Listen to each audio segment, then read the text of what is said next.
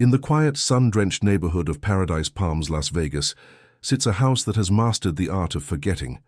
From the street, 4675 Balfour Drive is an exercise in suburban anonymity. It is a single-story ranch-style home, its low-slung roof and muted earth tones designed to blend seamlessly into the desert landscape, indistinguishable from the dozens of other homes that line the gently curving road. There are no grand columns, no opulent gates, no outward declaration of the power that once radiated from within its walls. There is only a profound and deliberate silence, a stillness that seems to absorb the desert heat and the hum of distant traffic, offering no clues to the history it guards. The structure itself feels like a sealed vessel. Its walls, baked by decades of Nevada sun, hold a texture of baked earth and faded paint, a surface that has weathered seasons of both tranquility and turmoil. The windows, once rumored to be bulletproof, now reflect the placid blue sky, their transparency a modern revision of a once impenetrable gaze. The very air around the property seems different, heavier. It is the kind of quiet that follows a storm, a stillness born not of peace, but of exhaustion. The house has exhaled, and what remains is the faint, lingering scent of buried secrets, a phantom presence that clings to the stucco and the neatly trimmed lawn. To cross its threshold today is to step into a carefully curated void. The interior spaces have been scrubbed of their past, remodeled and repainted, the architectural equivalent of a wiped memory. Yet, the ghost of the original layout persists.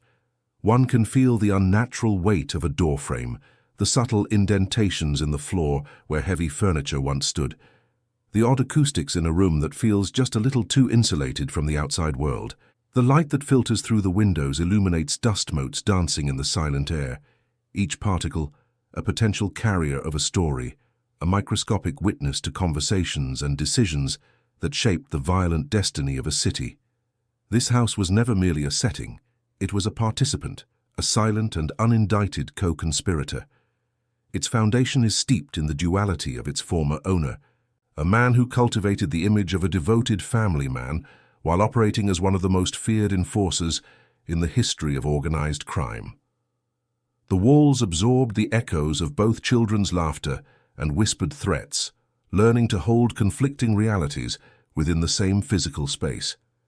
It was a structure that became complicit through its very design, offering shelter and concealment to a brutality that thrived in the shadows of domestic normality. The architecture was a weapon of deception. The living room, with its large picture window facing the street, was a stage for suburban respectability. It was here that backyard barbecues were planned and holiday decorations were hung. But after nightfall, this same space transformed into a strategic command center, a place where men with cold eyes and quiet voices planned extortion, burglary, and murder. The seamless transition from family sanctuary to criminal nexus was the house's primary function, a physical manifestation of the psychological dissociation required to lead such a fractured life.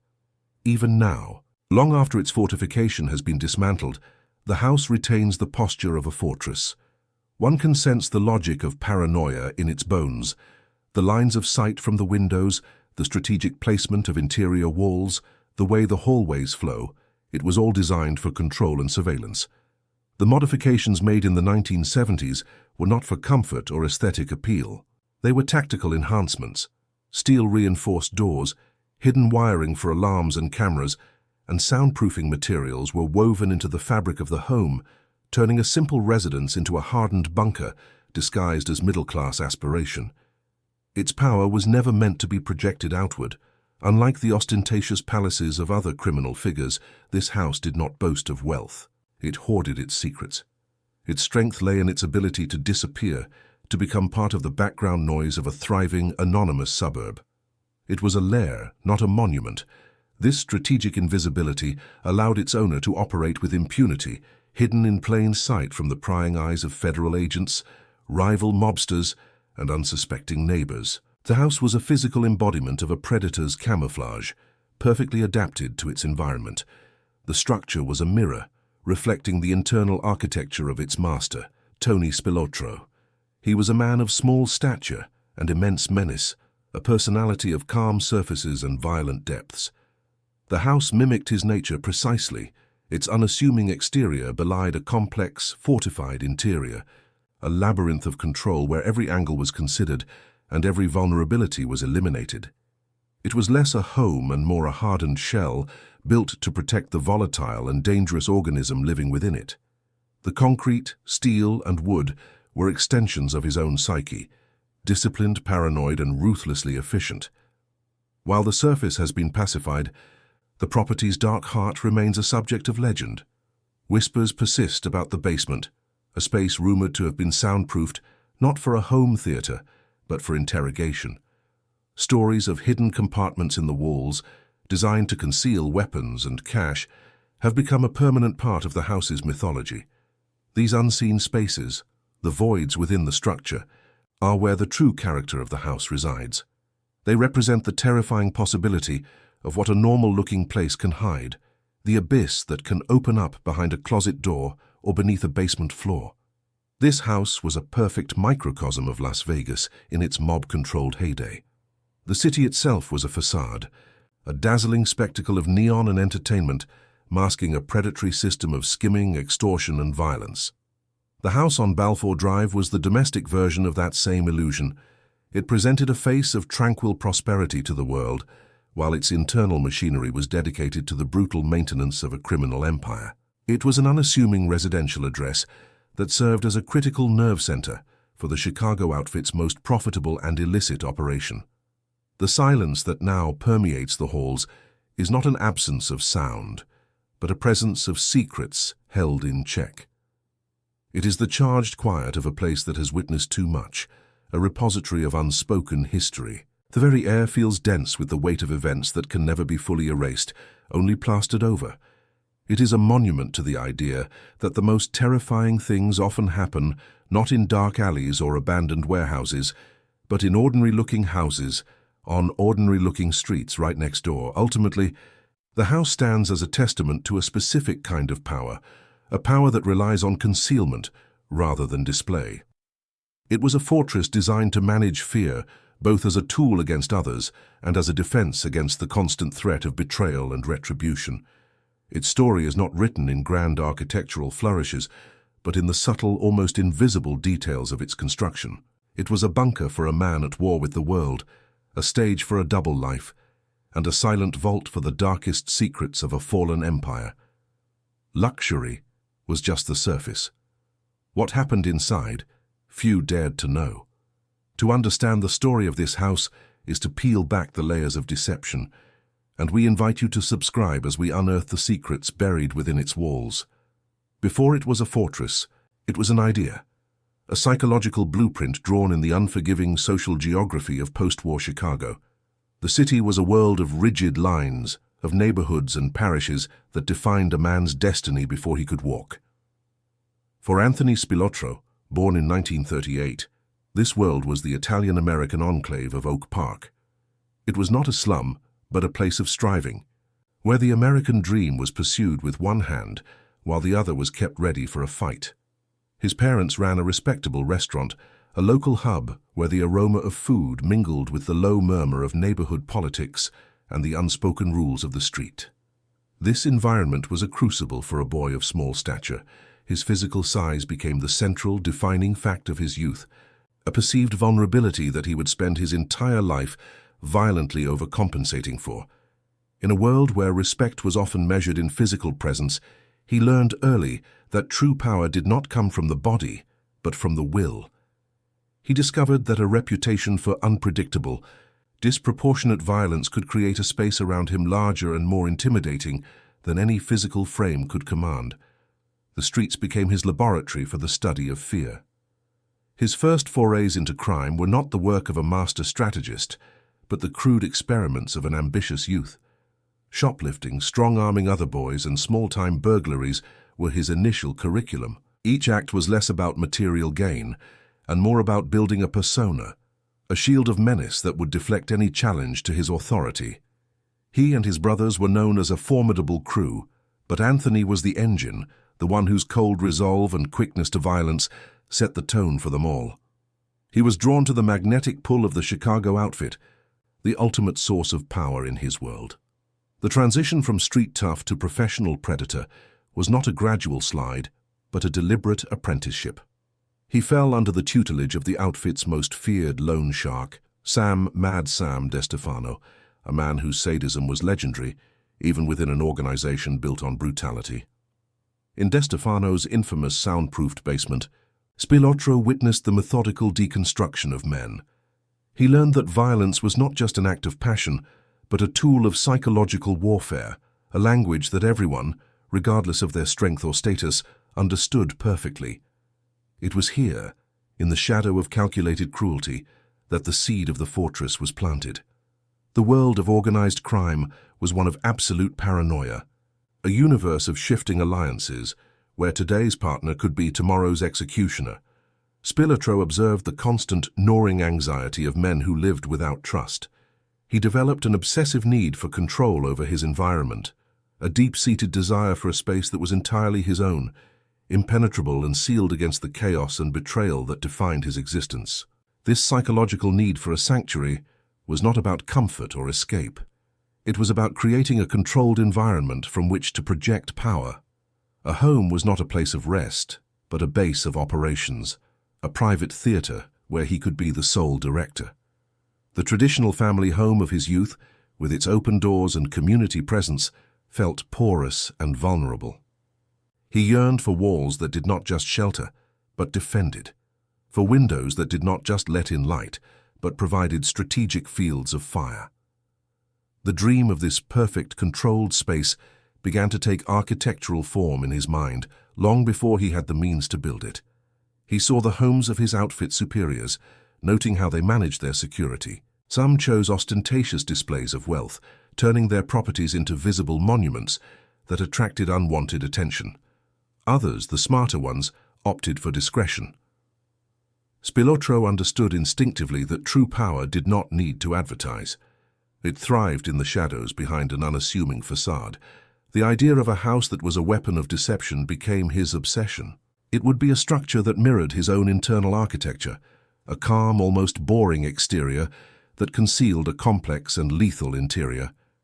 It would be a place where the mundane realities of suburban life, the mailman's daily visit, the neighbor's lawnmower, the passing cars, could be monitored and analyzed as potential threats. The house would be his silent, ever-vigilant partner.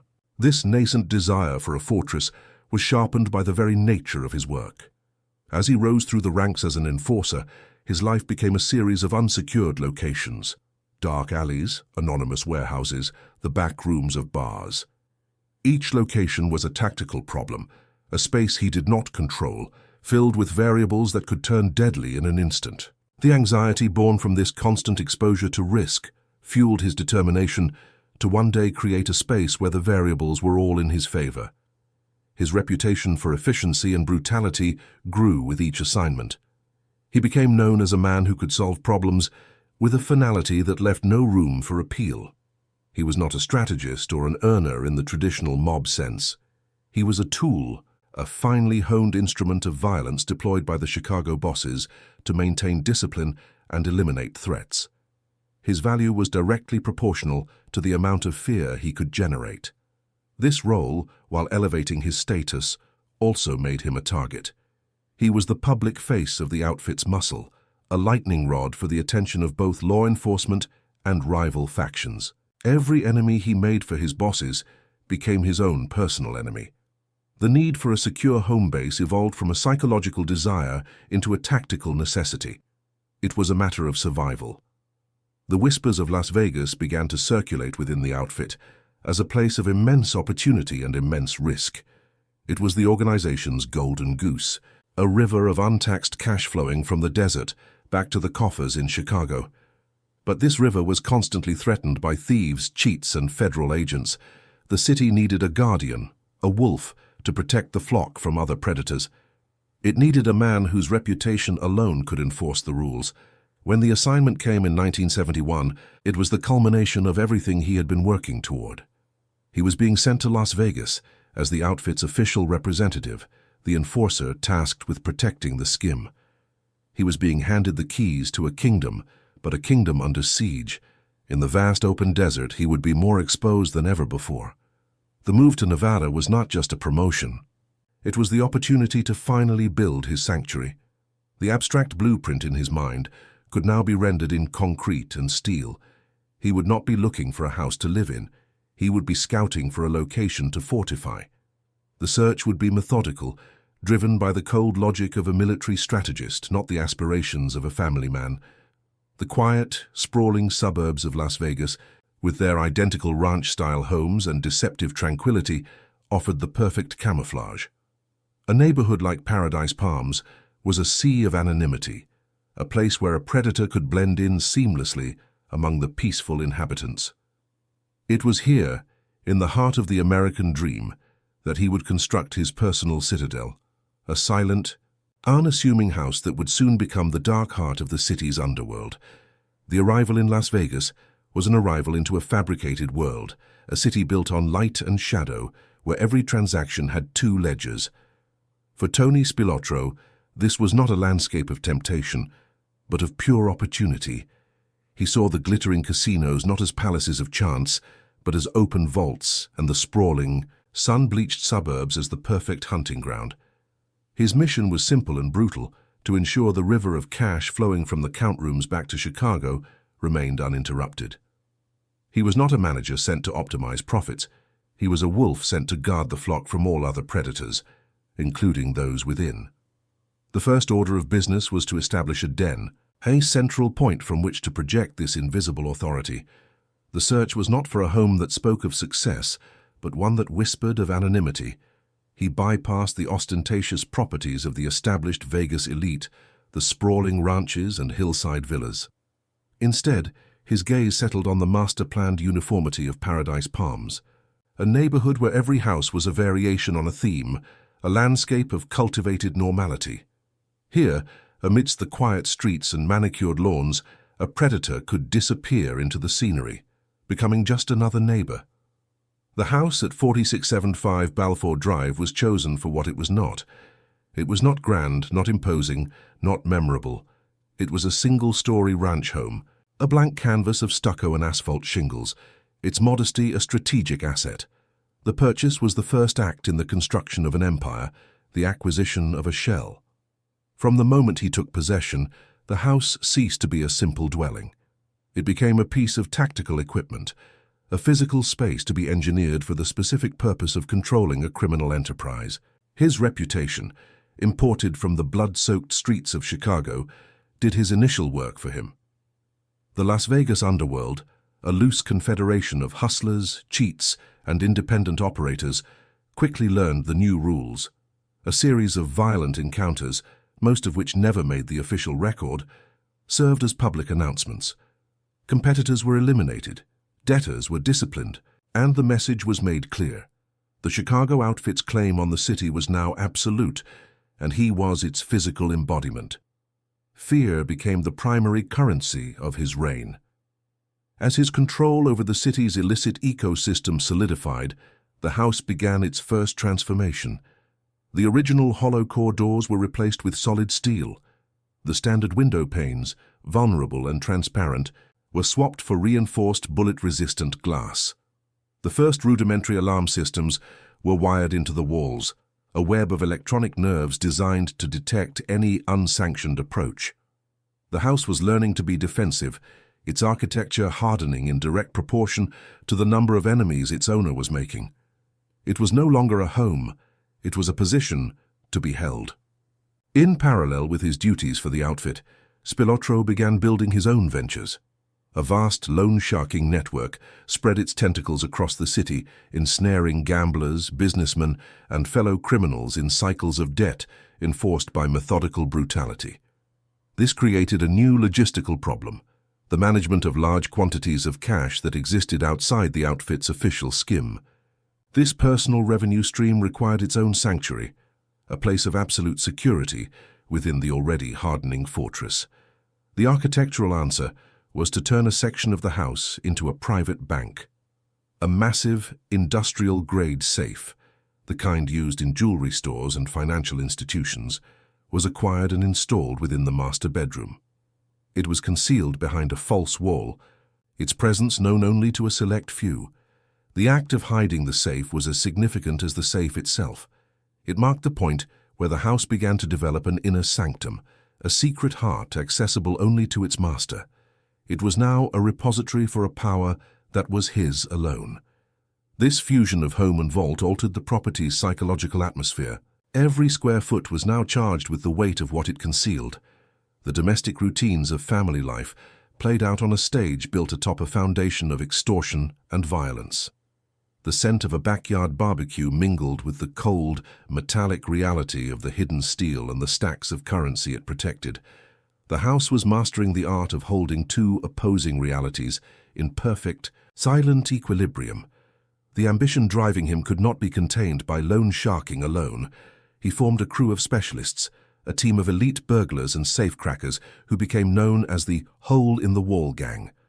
Their operations were sophisticated, relying on inside information and precise execution to bypass the most advanced security systems in the city. This new enterprise required a different kind of infrastructure. The house had to evolve from a simple fortress into a strategic command center. This evolution was technological. A state-of-the-art communications suite was installed, including encrypted radio systems that allowed him to direct his crew without fear of interception. The surveillance network was expanded exponentially. Hidden cameras, small black and white eyes, were mounted at every conceivable angle around the property's perimeter. They fed their silent, grainy images back to a bank of monitors in his private study, turning the outside world into a tactical map. This bank of monitors became the true center of the house and of Spilotro's world. Through its flickering screens, he observed the rhythms of the neighborhood, the mailman's daily route, the passing cars, the neighbor walking his dog. To an ordinary person, it was the mundane backdrop of suburban life. To him, it was a constant stream of intelligence, every movement a potential threat, every unfamiliar vehicle a possible surveillance team. The monitor was his all-seeing eye, a technological extension of his own paranoia. The dual-function design principle was applied to every part of the property. The garage was more than a place to park cars. It became a workshop, equipped with the tools necessary to modify weapons, build specialized burglary implements, and service getaway vehicles. The innocuous space where a family might store bicycles and lawn equipment was repurposed into a laboratory for crime, its concrete floor absorbing the faint scent of gun oil and metal filings. The basement, a space typically reserved for recreation or storage, became the subject of the house's darkest legends. It was meticulously soundproofed, an architectural detail that defied any domestic explanation. Rumors swirled through the underworld that this subterranean chamber was not for a home theater or a music room, but for interrogation. It was a void within the house, a place where information could be extracted and wills could be broken, a vacuum from which no sound could escape. To legitimize the flood of illicit income, a network of front businesses was established. A jewelry and electronics store managed by his wife served as a public-facing enterprise, a plausible source for the family's growing wealth. This business provided a clean exit for the money laundered from his various operations, turning cash earned in darkness into assets that could exist in the light. The house on Balfour Drive remained the hidden engine, the silent, fortified counterpart to the public storefront. By the late 1970s, the transformation was complete. The unassuming ranch house was now one of the most secure private residences in the country. Its systems were layered and redundant, a fortress built not of stone and mortar, but of steel, reinforced glass, and electronic vigilance. It was the physical manifestation of a siege mentality, a structure designed to withstand a world perceived as uniformly hostile. The house had reached the apex of its power, mirroring its owner. It was a perfect expression of its creator's psyche, calm and unremarkable on the surface, but internally a complex labyrinth of control, paranoia, and lethal potential. Every modification, from the placement of a camera to the thickness of a door, was a decision born from a deep-seated need to dominate his environment. The house was not just a place where he lived, it was an extension of his will, a tool meticulously crafted for a life of perpetual conflict. Yet in its very perfection, the fortress began to betray its purpose. A structure designed for invisibility became, through whispers and surveillance, a point of intense focus for federal investigators. The FBI, engaged in a full-scale war against the mob, saw the house not as a home, but as the operational headquarters of their primary target in Las Vegas. The effort to remain unseen had made him the most watched man in the city. The fortress that was meant to grant him freedom of action was slowly becoming his cage. His movements became circumscribed, his routines dictated by the security protocols of his own creation. He was the king of his castle, but a king who could never safely leave its walls. The house protected him from outside threats, but it also isolated him, concentrating all his activities, and therefore all incoming scrutiny, onto a single fixed point on the map. This sense of absolute security bred a dangerous arrogance. Within the insulated reality of his fortress, shielded by steel doors and a cocoon of surveillance, he began to believe he was truly untouchable. This belief fueled a recklessness that would ultimately prove more dangerous than any external enemy. He began to operate with a flagrant disregard for the unwritten rules of his own organization, convinced that his desert citadel made him invulnerable to all consequences. The house on Balfour Drive stood as a silent, material biography of his ascent. Its layers of concrete, steel, and wiring were a timeline of a criminal career, each addition marking a new conquest, a new revenue stream, a new level of paranoia. It was a monument to a power built on fear, a perfectly realized architectural statement of one man's war against the world, unaware that the greatest threat was already inside the gates, seated on the throne. Which detail best reveals the builder's vanity? The marble ballroom, the bulletproof windows, or the underground vault? At the zenith of its design, the house on Balfour Drive had achieved a state of quiet, lethal perfection. It was no longer a home undergoing modification, but a fully realized instrument of power, a closed system where every component served a single purpose: the preservation and projection of its owner's will. The layers of steel, reinforced glass, and electronic surveillance had settled into the structure's bones, creating a seamless fusion of suburban architecture and military-grade defense. It had become a living organism, its senses extending through buried wires and hidden lenses, its skin a hardened shell of stucco and bullet-resistant polymers. The daily rhythm of the house was dictated not by the sun, but by a ritual of technological activation. Each morning began with the low hum of electronics coming to life, a symphony of cooling fans and energized circuits. The perimeter alarms were recalibrated, the motion sensors tested, and the video feeds from the hidden cameras were brought online. This was not the awakening of a family home, but the pre-flight check of a command bunker. The house was preparing itself for another day of siege, its vigilance absolute and unending. The true throne room of this kingdom was a small, darkened study, its walls lined not with books, but with a bank of black and white television monitors. This was the house's brain and its master's eye.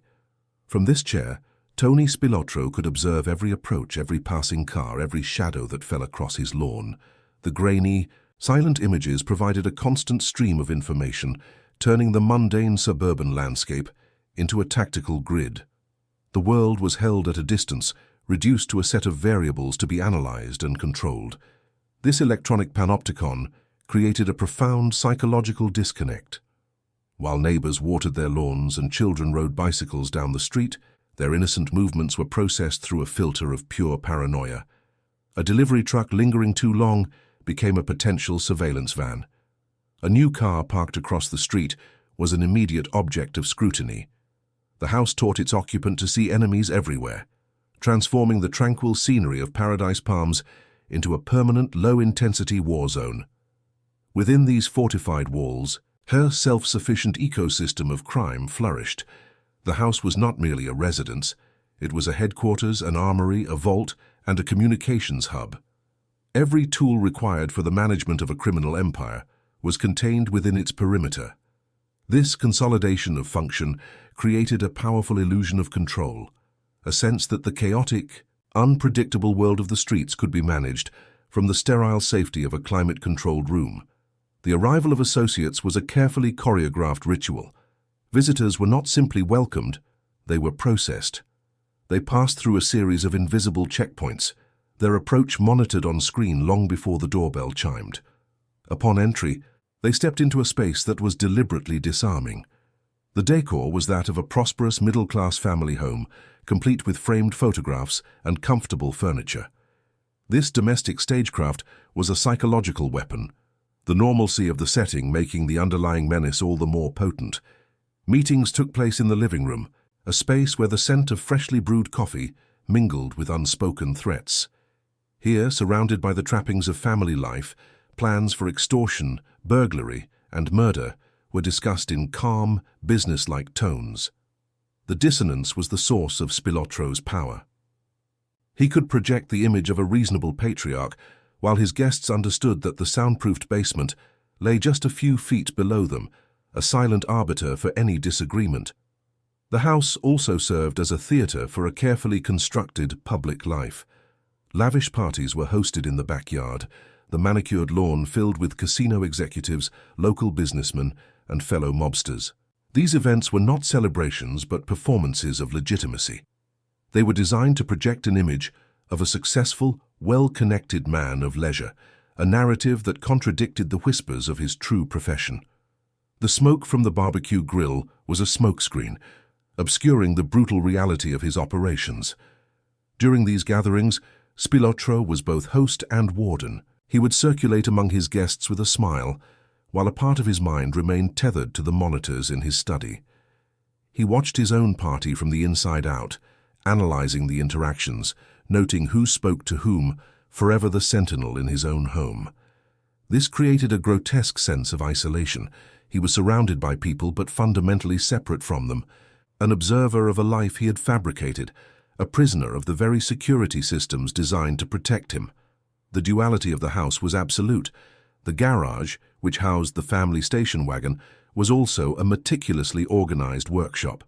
Alongside gardening tools and bicycles hung specialized drills for safe cracking and cleaning kits for firearms.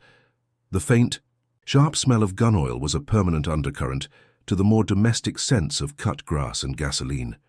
It was a space where the tools for maintaining a lawn and the tools for ending a life coexisted in silent harmony. The master bedroom was the inner sanctum, a space that fused intimacy with high finance. It was here, in the most private area of the home, that the industrial-grade safe was concealed behind a false wall. The room where he slept was also the antechamber to his personal bank. The ritual of counting and bundling vast sums of illicit cash took place just feet from the family bed, the rustle of currency a secret lullaby of power. This environment was a gilded cage not only for him, but for his family. They lived within the fortress, their lives circumscribed by the same security protocols that insulated him. The children grew up in a world where the windows did not open fully and the doors were made of solid steel. The house was their protector, but it also taught them that the world outside was a place of imminent and constant threat, a lesson absorbed through the very architecture of their home. The air inside the house felt different, recycled and heavy with unspoken tension. It was a closed loop, sealed against the outside world, where the same patterns of thought and fear circulated endlessly. The constant electronic hum of the surveillance systems was the background noise of their lives, a subliminal reminder of the invisible siege they were under. Peace was not the absence of conflict, but the successful maintenance of the defenses against it. This absolute control bred a dangerous hubris. Insulated from the consequences of his actions, shielded by layers of technology and a reputation for violence, Spilotro began to see himself as untouchable. The house became an echo chamber for his own sense of invincibility.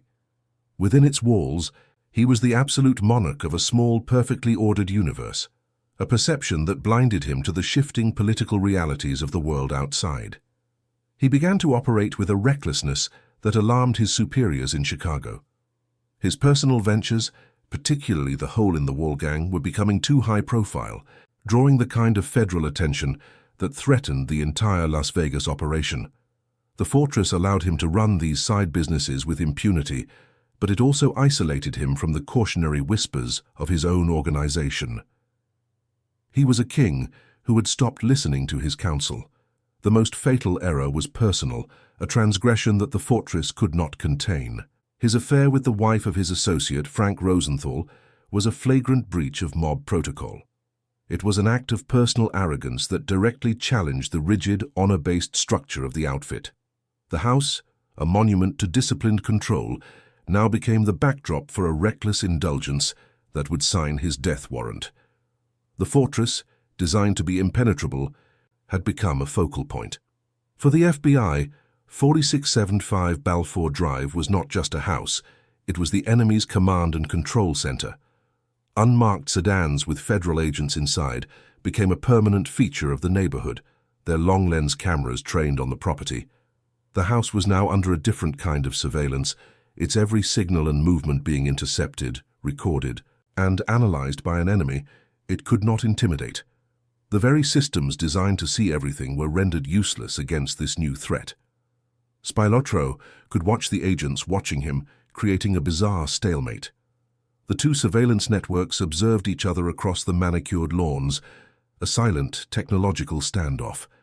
The house was performing its function perfectly, keeping the enemy at bay, but in doing so it was confirming its own significance as the center of the conspiracy. The walls, once a shield, were slowly becoming the evidence.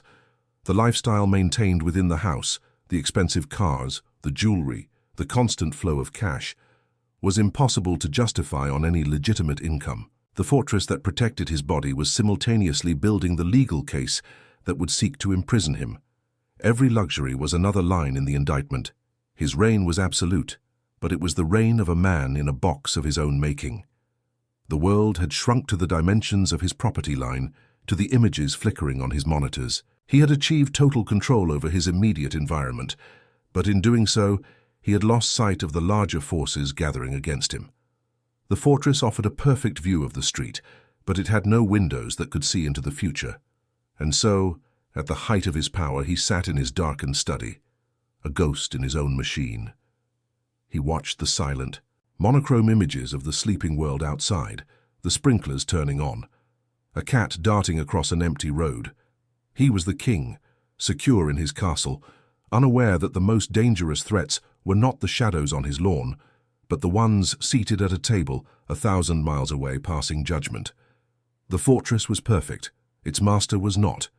The first crack was not in the concrete, but in the code.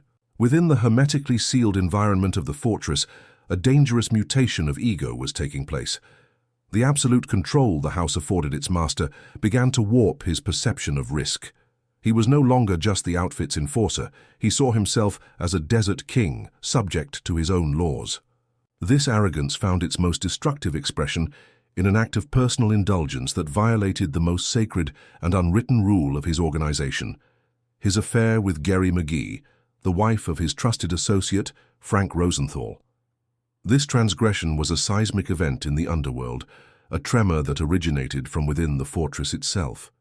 The house, a monument to paranoid discipline and strategic control, now became the backdrop for a reckless act of self-gratification.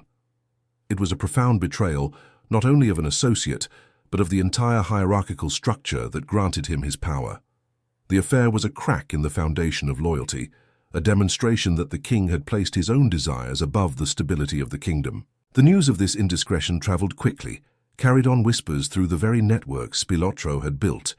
It reached his superiors in Chicago not as gossip, but as a troubling symptom of a deeper problem. A man who could not control his personal impulses could not be trusted to manage their most valuable asset. The fortress on Balfour Drive, once a symbol of his reliability, was now seen as the lair of a rogue agent, a liability whose personal chaos threatened to bring down the entire enterprise.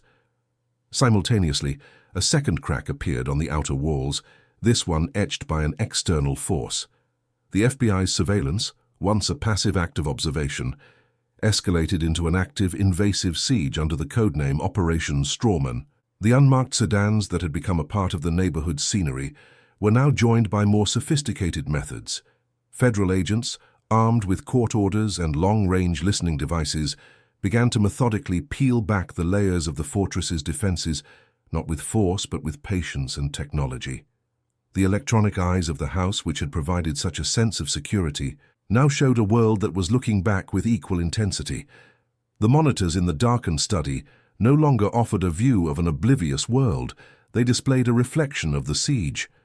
Spilotro could watch the agents in their cars as they watched him, a bizarre and silent dialogue between two opposing surveillance states. The house's greatest strength, its ability to see, was neutralized by an enemy who could see just as well. This external pressure began to find its way inside. The fortress, designed to be impervious to physical assault, proved vulnerable to the invisible intrusion of electronic bugs. Agents successfully planted a listening device in a business Spilotro frequented, capturing conversations that laid bare the architecture of his criminal operations. The soundproofed walls of the house could contain a scream, but they were powerless against the secrets that walked out the front door in the minds and on the tongues of his associates. The most devastating crack came from within his own crew. Frank Carlotta, his childhood friend and most trusted lieutenant, was arrested after a botched burglary. Facing a lifetime in prison, Carlotta made a decision that the fortress's design could never have anticipated. He began to talk. He became a federal witness, turning against the man he had served for decades. The secrets of the house, the locations of hidden compartments, the truth behind the soundproofed basement were no longer a matter of rumor. They were now official testimony. Carlotta's betrayal was a structural failure from which the Empire could not recover. The fortress was built on the assumption of a certain kind of loyalty, a code of silence enforced by fear. But Carlotta's cooperation demonstrated a new reality. The power of the federal government could now offer a more compelling alternative to that fear. The walls of the house were breached not by a battering ram, but by a plea bargain signed in a sterile government office hundreds of miles away. The physical house began to show its own signs of strain, mirroring the decay of the Empire. A persistent leak in the roof left a faint spreading water stain on a ceiling, a slow-motion bleed that no amount of patching could seem to fix. The once pristine machinery of the surveillance system began to falter. A camera on the north perimeter would flicker intermittently, creating a blind spot, a small patch of darkness in a world once held in total light. These were minor physical failings, but they carried the symbolic weight of a system breaking down. The atmosphere inside the house grew heavier, the air thick with a tension that seeped through the walls. The quiet confidence of the fortress's peak years was replaced by a low, constant hum of anxiety. The family, once shielded by the house's security, now felt imprisoned by it. The children grew more aware of the men in cars, of the father who spent more and more time in his study, staring at the silent, flickering screens with an intensity that bordered on obsession. The flow of illicit cash, once a mighty river, began to slow to a trickle. With federal scrutiny intensifying and key members of his crew either arrested or under surveillance, the loan sharking and burglary operations became too risky to maintain at their previous scale. The massive safe, hidden in the master bedroom, once overflowing, now held a dwindling reserve. The house, a private bank, was facing insolvency. This financial pressure created new fractures. The lavish lifestyle the fortress had been built to support became a glaring piece of evidence. Federal investigators from the IRS began a meticulous forensic accounting of Spilotro's assets. The house itself, with its expensive, untraceable modifications, became a central exhibit in the case being built against him. The structure designed to hide his wealth was now a beacon, illuminating the vast gap between his legitimate income and his actual spending. The psychological toll on its master was immense. The man who had commanded a city through fear was now trapped by it. He became a prisoner in his own panopticon, his world shrinking to the dimensions of the property line. He rarely left the house, and when he did, it was with the frantic, hunted energy of an animal that knows the trap is closing. The fortress had become a cage, its steel doors locking him in as effectively as they locked others out. His paranoia, once a tool for survival, became a debilitating condition. He began to see betrayal in every corner, mistrusting even his most loyal remaining associates. The house, designed for control, became an echo chamber for his own spiraling anxieties. Every flicker on the monitors, every unfamiliar sound, was interpreted as a sign of the final imminent assault. The system was turning on its creator. Whispers from Chicago grew more insistent. The bosses, who had once valued his brutality, now saw only his recklessness.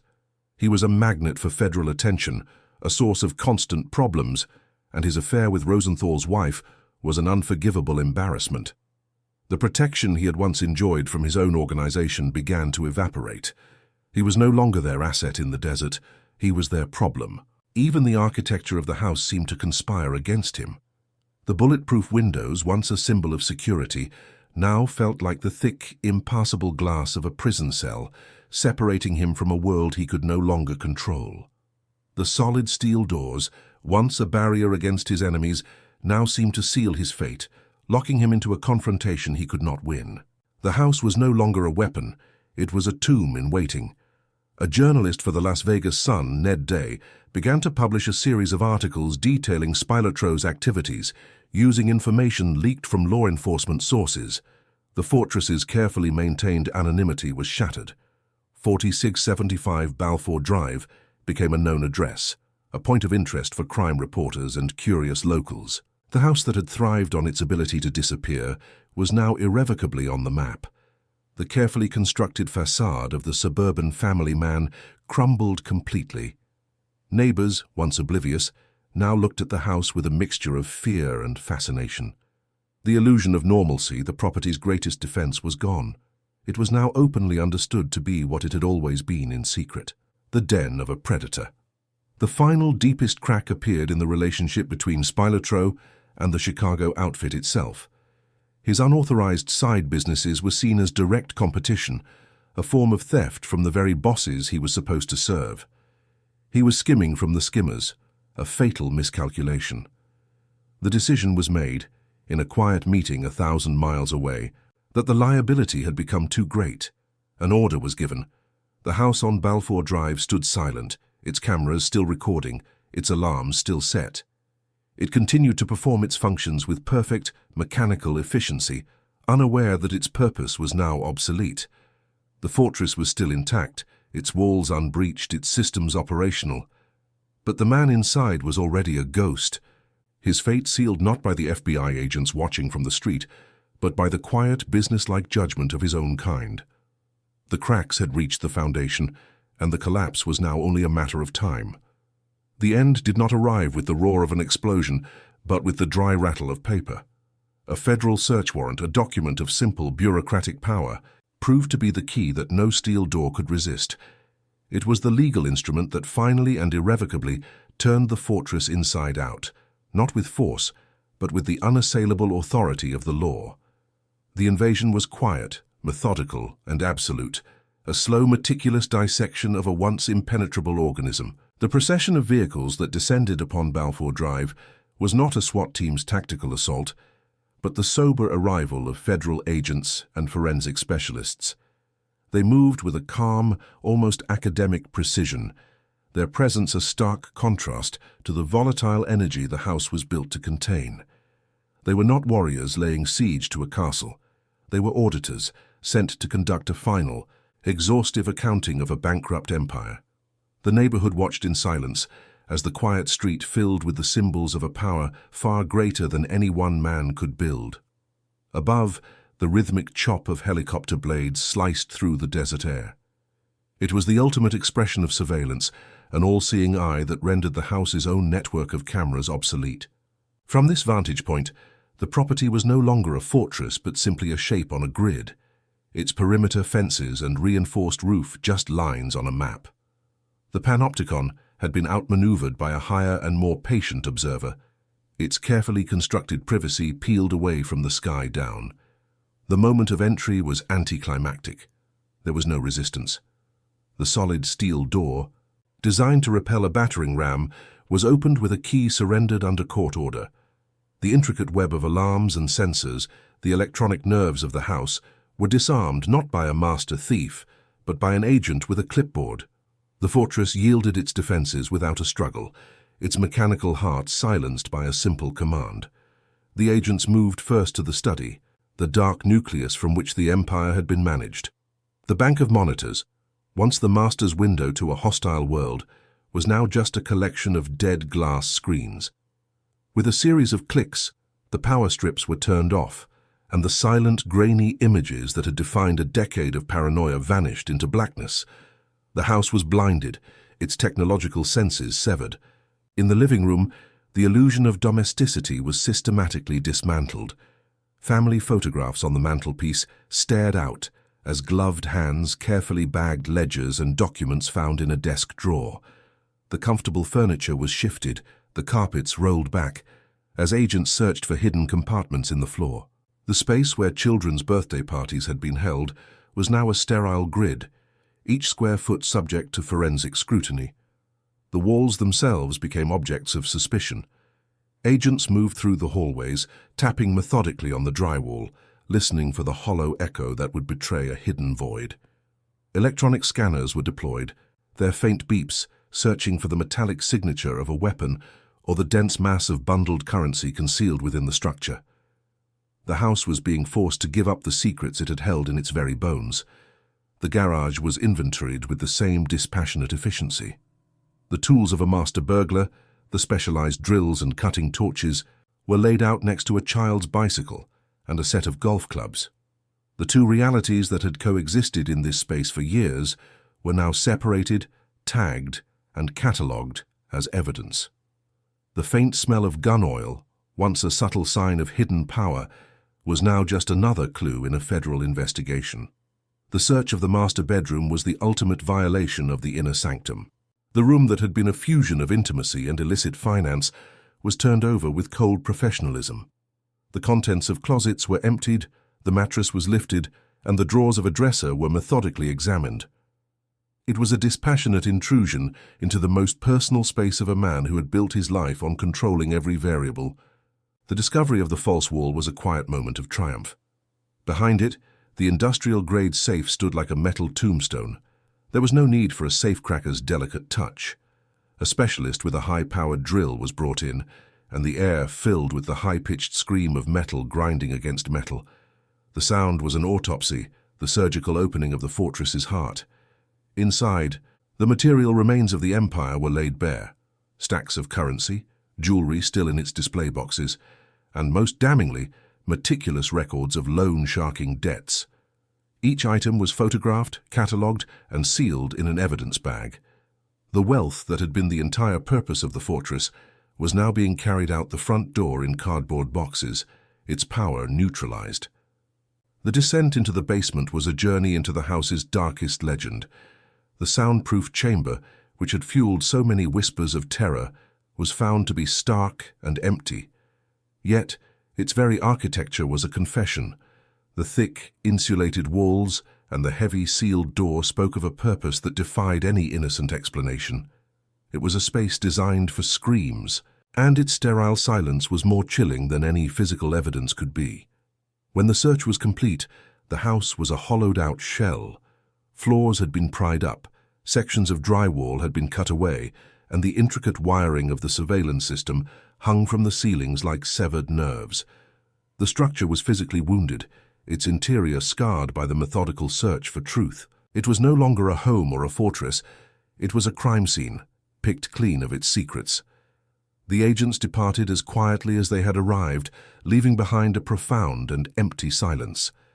The stillness that fell over the house was not the charged, watchful silence of its peak, but the vacant quiet of a ruin. The doors were sealed with official tape, a final, bureaucratic declaration that the power that once resided here was gone. The fortress had been breached and its treasures confiscated, but this methodical raid was merely a postscript to a story that had already ended.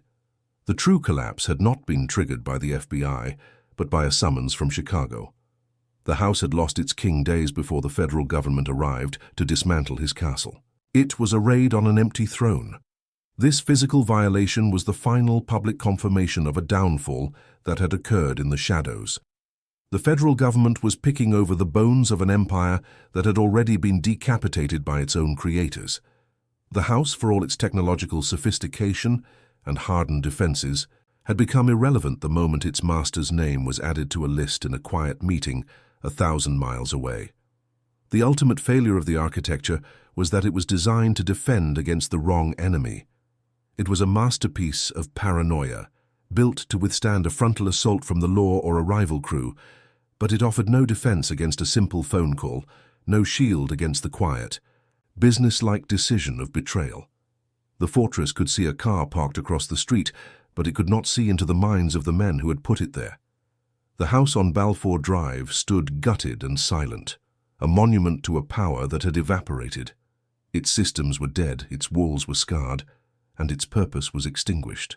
It was a tomb that had been robbed before its occupant was even declared dead, a testament to the fact that the most elaborate defenses are meaningless when the fatal blow comes not from the outside, but from within. So where does power truly reside? In concrete, or in what survives its fall? To witness the final verdict, delivered not in a courtroom but in a desolate cornfield, subscribe as we conclude the story of this fallen empire. The final verdict was not delivered by a judge, but by the blunt trauma of a shovel in a freshly dug pit. Miles from the desert fortress, in the damp, dark soil of an Indiana cornfield, the story of Tony Spilotro reached its organic conclusion.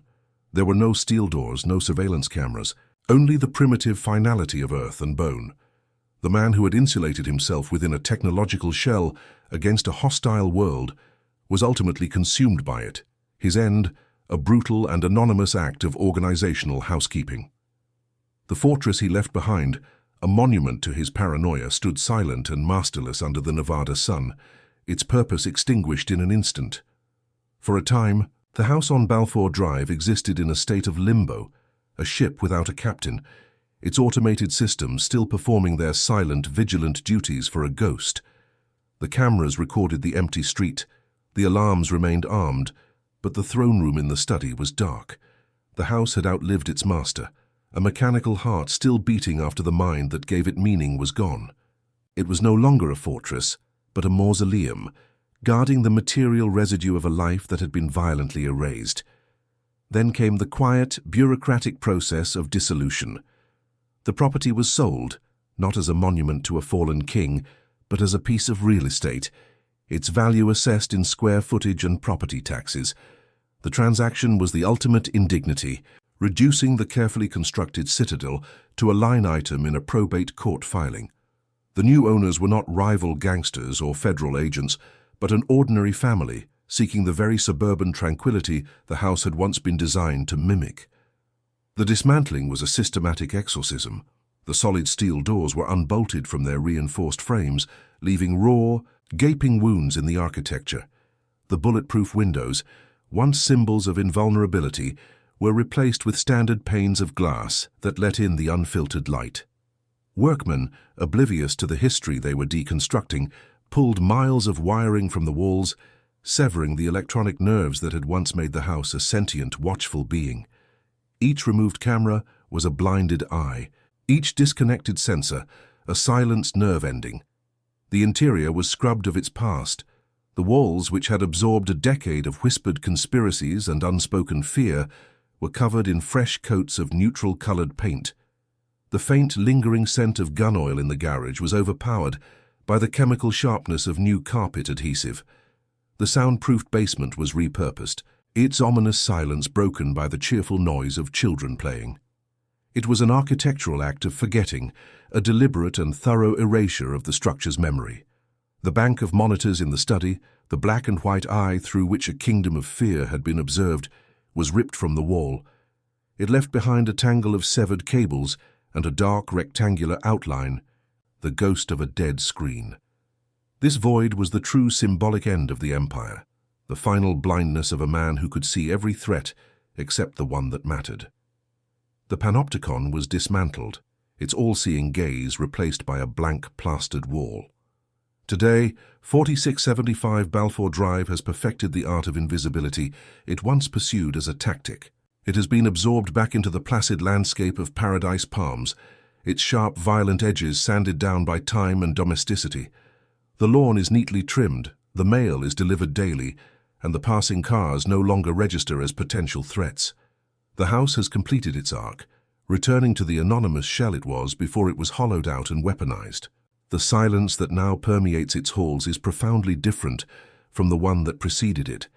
It is not the charged, watchful quiet of a predator in its lair, but the genuine, empty peace of a place with no secrets left to guard. The weight has been lifted from its foundation. The house has finally been allowed to rest, its complicity in a decade of violence absolved by the simple, relentless passage of suburban life. It stands as an invisible scar on the neighborhood, a place whose history vibrates just beneath the surface, unfelt by those who now live within it. The most terrifying things did not happen in dark alleys, but here, behind a facade of beige stucco and irrigated grass. And the ultimate failure of this fortress is that it could not protect its creator from the one enemy every tyrant carries within himself, the belief that he is the exception to the rule. A house built to defy the world, to insulate one man from the judgment of the law and the bullets of his enemies, ultimately proved useless. It was a structure that embodied the central contradiction of criminal power, the desperate quest for permanence in a life defined by its own violent brevity. The fortress was feared, then it was investigated, and finally it was simply sold and redecorated, its terrible meaning emptied out like old furniture. Perhaps what we build says less about our power than about our fear of being erased. The house on Balfour Drive, once a vessel for secrets, has now mastered the art of forgetting, its profound and deliberate silence a testament to the fact that even the most hardened fortress is, in the end, only a temporary arrangement of wood, concrete, and wire, waiting to be reclaimed by the ordinary world. If stories like this make you see power from a different angle, subscribe to follow other downfalls as astonishing as this one.